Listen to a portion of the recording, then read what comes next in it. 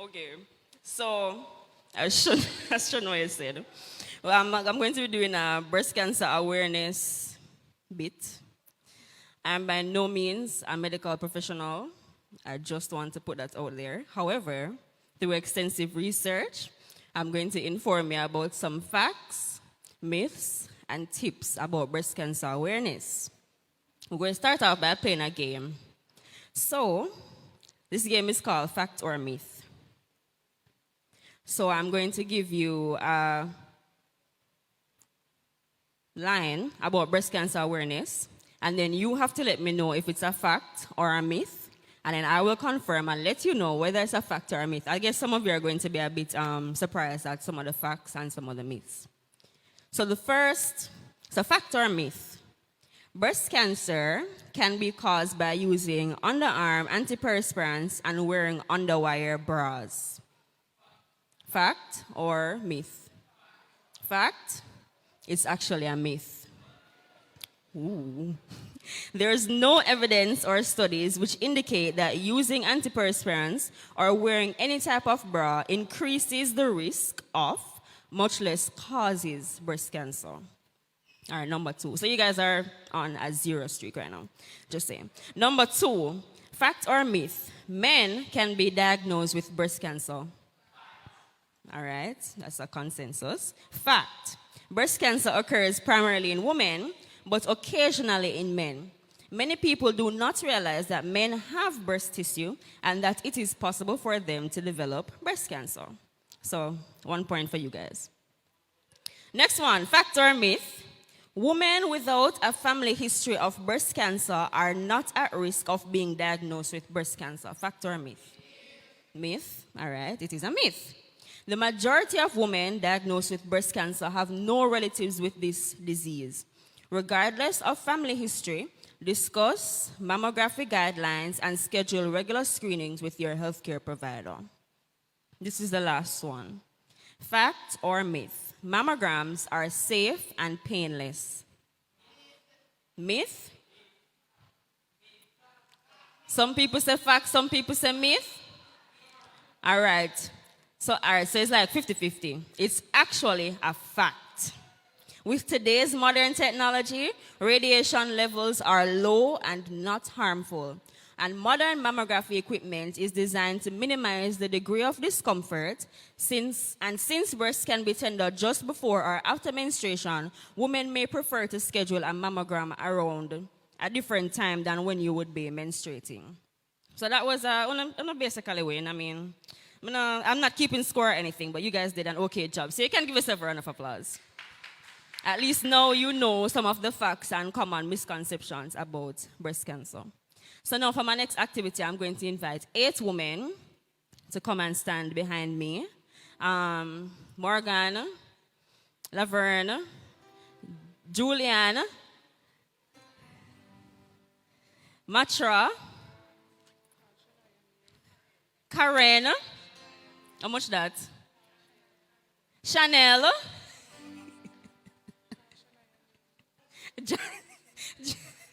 Janetta. How many women? Come on the lineup. Shania. Oh, you know, come.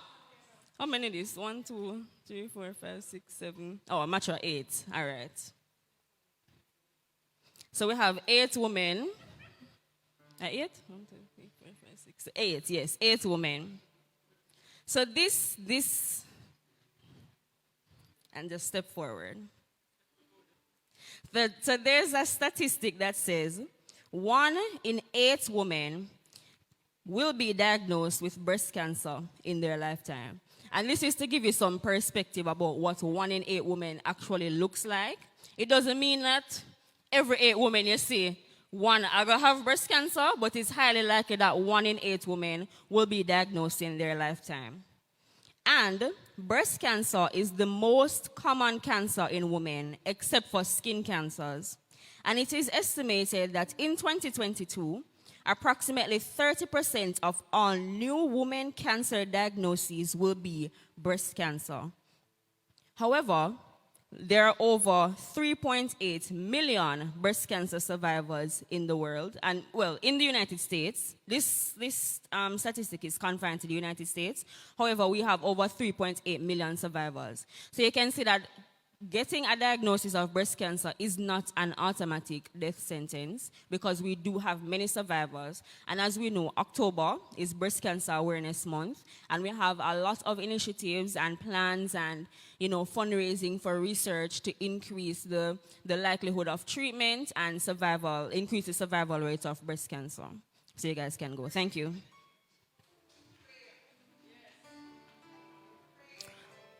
That's right. And we also pray and denounce that over this illness, it will not have dominion over our bodies.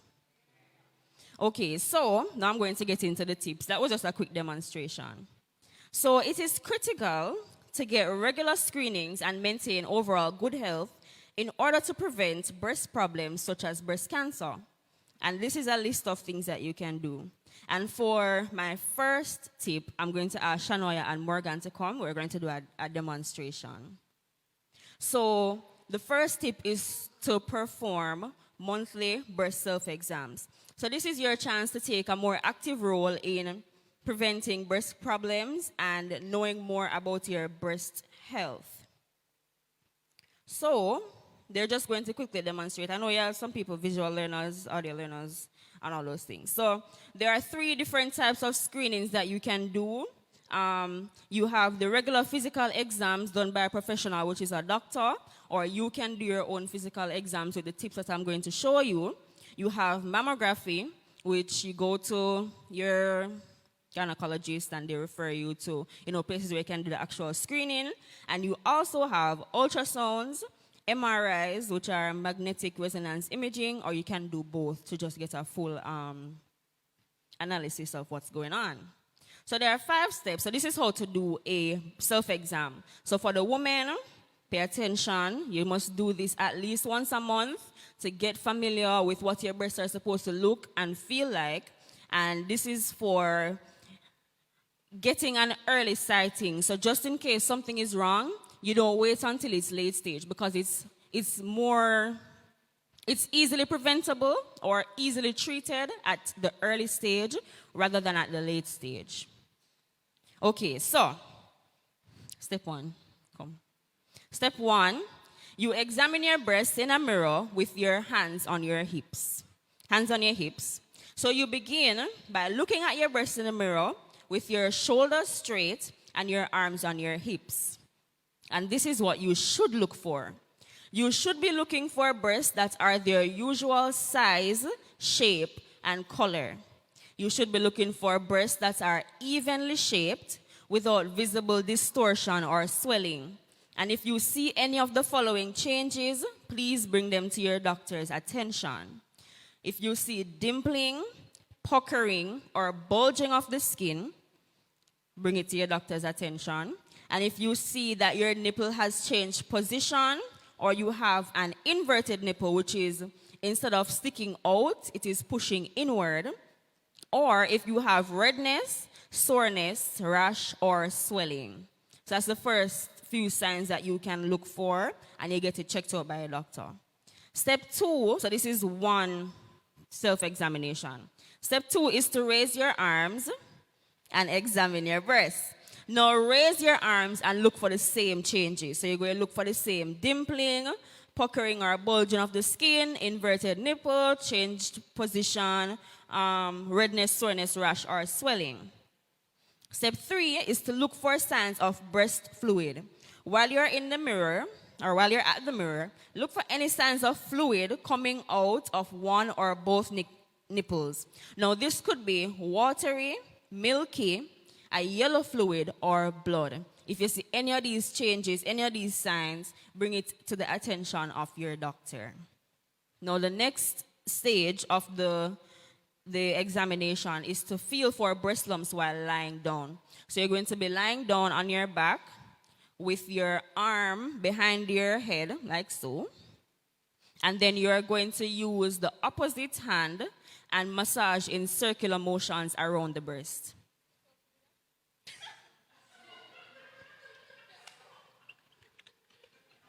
Just go like this. So you move in circular motions in a clockwise direction around the breast. I'm so sorry. And then you move in an anti-clockwise direction. So you feel the breast tissue to feel if you're feeling any lumps. So you check for the breast lumps or any abnormality by feeling your breast while lying down. So you use your right hand to feel your left breast and your left hand to feel your right breast. And use a firm, smooth touch with the first few finger pads of your hand. So you keep the fingers flat and together like this. And press down with your fingers and move them in a circular motion that's about the size of a quarter or an inch around. So you're going to move them like this. Can I see everybody do this? Yeah. Good. Then you cover the entire breast from top to bottom and from side to side. So from your collarbone to the top of your abdomen and from your armpit to your cleavage. So like the cross. Then you follow a pattern to be sure that you cover the entire breast. So you can begin at the nipple and move in larger and larger circles until you reach the outer edge. Or you can move your fingers up and down vertically in rows, like if you're mowing a lawn. And the up and down approach actually seems to work best for most women. But you have to ensure that you feel all the tissue from the front to the back of your breast. So not just barely, you have to get down in it, right? So you have to feel the skin and the tissue beneath. Use light pressure, then use medium pressure for the tissue in the middle of the breast, and use firm pressure so you can feel the tissue, the deep tissue in the back. And then when you've reached the deep tissue, you should be able to feel your rib cage based on how hard you should be pressing. I don't know if any woman here has ever done a breast exam at the doctor. It's not supposed to feel nice. It's supposed to feel like them violate your body, right? So you must get down in there to make sure that you're feeling all of the tissue that is there. So it is not supposed to be something that is done lightly. Now, step 5 is to feel your breast for lumps while standing or sitting. So you can either sit in a chair, upright position, or stand and raise your hand in the same position. And this is more than likely the easiest way. You can do it in the shower because the water will make your body wet and slippery. It's easier to cover the entire breast using the same hand movement that I outlined before. So, let's say, for example, you do this examination and you find a lump. What do you do if you find a breast lump? Do not panic. That is step 1.